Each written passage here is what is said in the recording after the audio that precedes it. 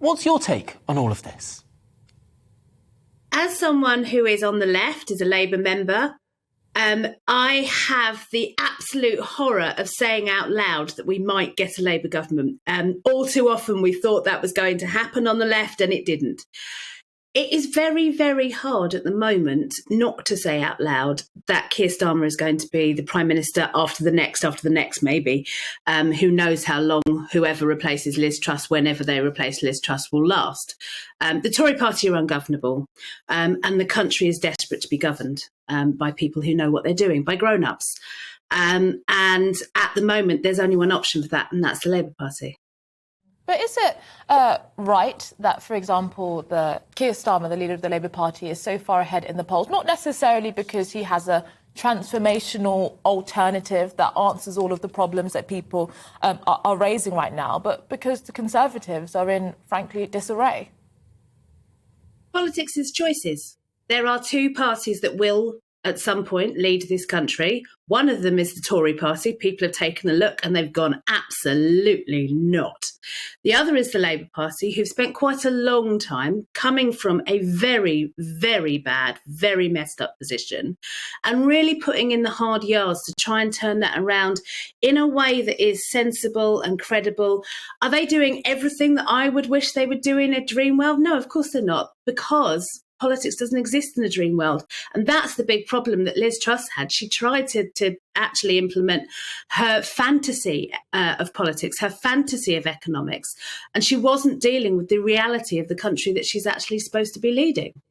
So I think it is right because people are making a choice, and the choice seems to be more obvious than it ever has been.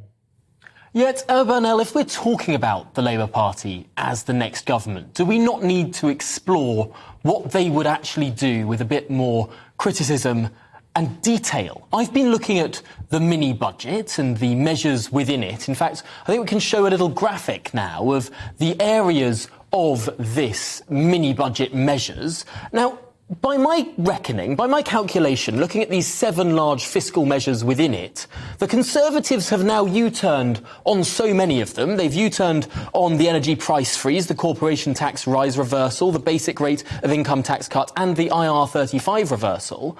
The Labour Party now supports more measures within that mini-budget than the Conservative Party do.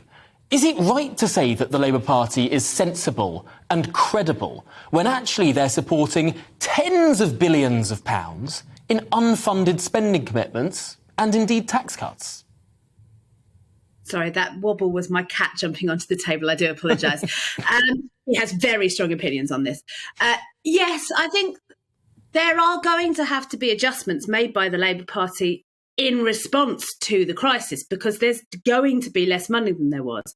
But actually, what the market didn't respond to tax cuts, they responded to unfunded tax cuts. The market aren't responding to spending promises, they're responding to unfunded spending promises. And what the Labour Party have done painstakingly is put how everything is going to be funded first at the heart of any policy promises they make. There is an understanding of how it will be funded, and that's why what they wouldn't do is cause the same kind of catastrophe, because they're not making promises that the market knows they just can't deliver.